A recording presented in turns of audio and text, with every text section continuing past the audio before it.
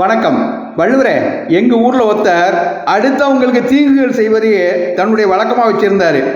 இன்னைக்கு பூமராங் மாதிரி அவர் செய்த அத்தனை தீங்குகளும் அவரை திரும்பி வந்து தாக்குது. அடுத்தவங்களுக்கெல்லாம் தீங்கே செய்ததால் அவருக்கு உதவிக்கு வரவும் ஆள் இல்லை, கிடந்து தவிக்கிறாரு. உண்மைதான் அப்பனே, மறந்து கூட மற்றவர்களுக்கு தீங்கு நினைக்கக்கூடாது.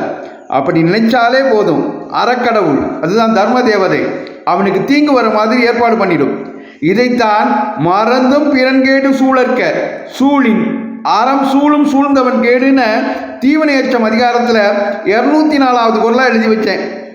அருமை வள்ளுவரே, மறந்தும் பிறன்கேடு சூழற்க சூழின் அறம் சூழும் சூழ்ந்தவன் கேடு. மறந்து போய் கூட மற்றவங்களுக்கு தீங்கு நினைக்கக்கூடாது. அப்படி நினைச்சா தர்ம தேவதை அவனுக்கே தீங்குகளை கொடுத்துடும்னு அருமையாக புரிய வச்சுட்டீங்க. கெடுவான் கேடு நினைப்பான்கிற பழமொழியில் கேடு நினைப்பவன் கெடுவான்னு சொல்லாமல் கெடுவான்கிறத முன்னாடி வச்ச நம்ம முன்னோர்கள் கருத்தையே அற்புதமாக சொல்லிட்டீங்க. நன்றி வள்ளுவரே. இந்த பகுதி உங்களுக்கு பிடித்திருந்தால் மற்றவர்களுக்கும் பகிருங்கள்.